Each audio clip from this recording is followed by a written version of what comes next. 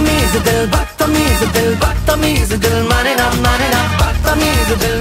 বলিউডে নেপোটিজমের অভিযোগ নতুন নয়। তারকা পরিবারের কাউকে সামনে পেলেই গণমাধ্যম কর্মীরা প্রশ্ন করেন, সামাজিক যোগাযোগ মাধ্যমে কটাক্ষ করেন অনেকে। তবে এক সাক্ষাৎকারে রণবীর কাপুর স্বীকার করে নিয়েছেন তারকা পরিবারের সদস্য হিসেবেই তিনি বলিউডে এসেছেন। রণবীর আরো মনে করিয়ে দেন, নিজের জায়গা ধরে রাখতে তাকে কঠোর পরিশ্রম করতে হয়েছে।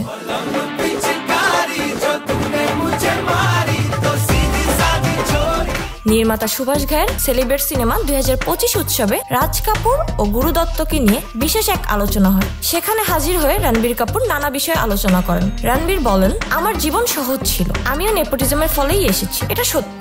বিস্তারিত বর্ণনায় আরো বলেন, আমার জীবনটা অনেক সহজ ছিল, তবে আমাকে সব সময় কঠোর পরিশ্রম করতে হয়েছে, কারণ আমি বুঝতে পেরেছি যে আমি এমন একটি পরিবারের সন্তান, যদি আমার নিজস্ব দৃষ্টিভঙ্গি না থাকে, নিজের নামে পরিচিত না হই, তবে চলচ্চিত্রে সফলতা পাবো না।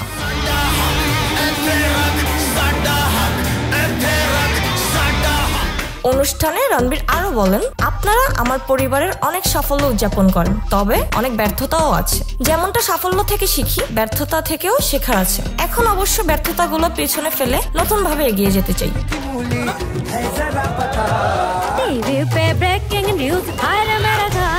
একটি প্রশ্নের উত্তরে রণবীর যোগ করেন, অভিনেতা হিসেবে নমনীয় হতে হবে, একই পদ্ধতিতে কাজ করার কথা ভাবা যাবে না। প্রত্যেক পরিচালক গল্প বলার ভিন্ন উপায় ব্যবহার করেন।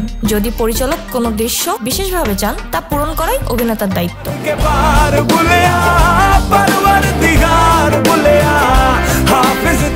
সর্বশেষ অ্যানিমাল সিনেমায় অভিনয় দিয়ে দর্শকদের মুগ্ধ করেন রণবীর। তারপরে দেখা যায়নি তাকে, হয়তো নতুন চরিত্রের জন্য নিজেকে প্রস্তুত করছেন এই অভিনেতা। সামনে রণবীরকে দেখা যাবে Sanjay Leela বানসালির love and war ও নিতেশ তিওয়ারির রামায়ণ সিনেমায়। নতুন ভাবে নিজেকে উপস্থাপন করে আবারও দর্শকদের মাতিয়ে তুলতে চান এই অভিনেতা। মিথিলা, ইনকিলাব USA, ঢাকা।